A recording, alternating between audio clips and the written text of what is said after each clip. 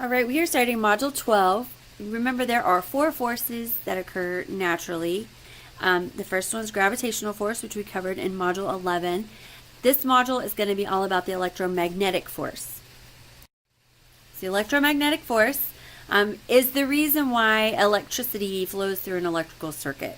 Everything that we use on a daily basis is using electricity. We use the electromagnetic force constantly, pretty much. The electromagnetic force is also what holds the electrons in an atom. This is where lightning comes from, is the electromagnetic force. The magnets that you might use, remember a North Pole magnet and a South Pole magnet. The North Pole is attracted to the South Pole, and it's because of this force. It's the reason why compasses work.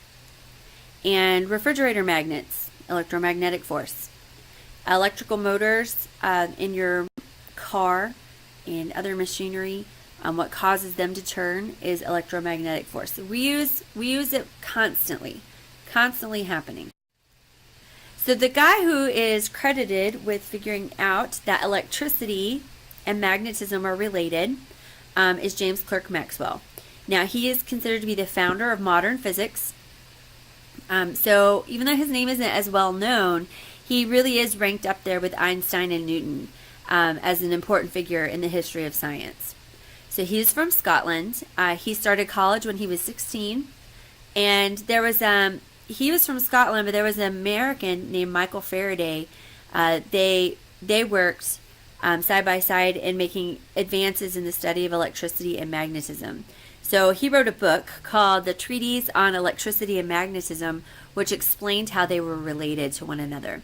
Now, it wasn't accepted right away, but it has just, that should remind you of like Galileo or Copernicus. A lot of the ideas that we have aren't accepted right away. Einstein wasn't accepted right away. But it has since become a guiding force in the study of electromagnetism. I think he was really right on track with what his discoveries were.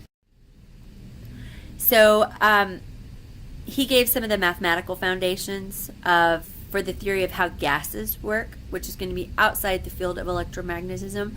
But he worked with gases as well, and so that is called the kinetic theory of matter, is something that he came up with as well. He's the first to make a color photograph.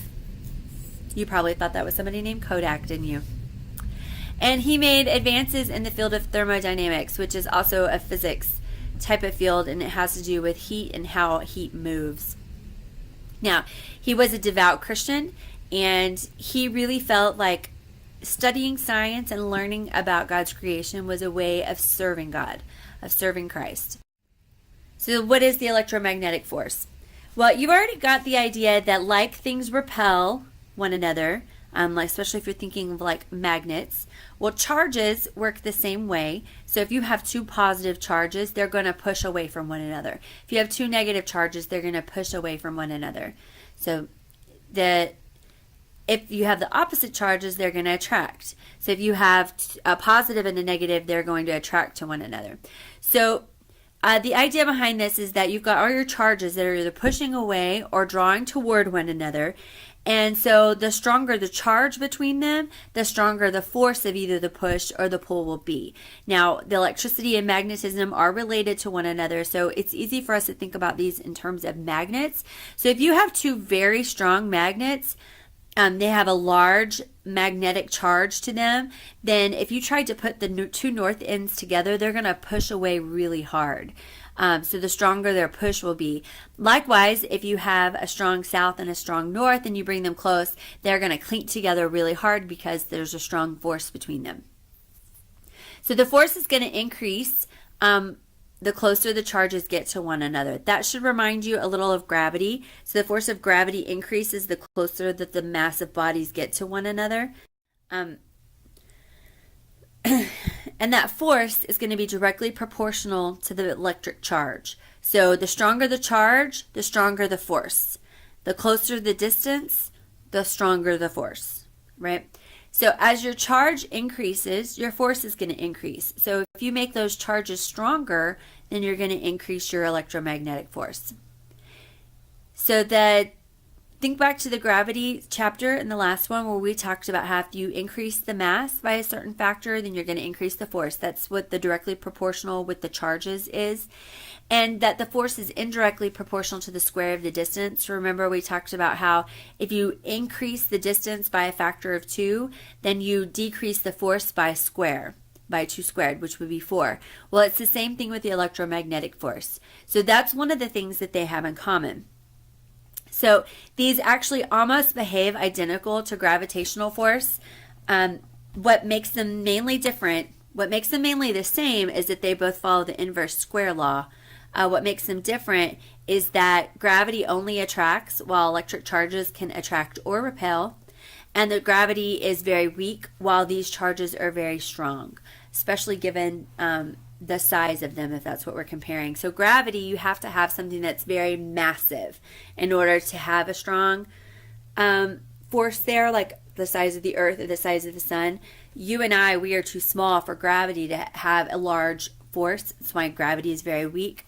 But the charges, they can be very small and yet they are strong. So one of the things that you'll have to do on the test is be able to explain from a diagram how charges are acting. So here we have 2 charges and they are both positive. So what's going to happen to these charges if they were brought close together? They would push away. The red one would push the blue one away, and this would be the direction that it would push it, and that's why that line right here is red. And the blue one would push the red one away that direction. All right, they're going to be equal pushes away from each other. They're the same size. So what if they are opposite? Where do you think that your line would be?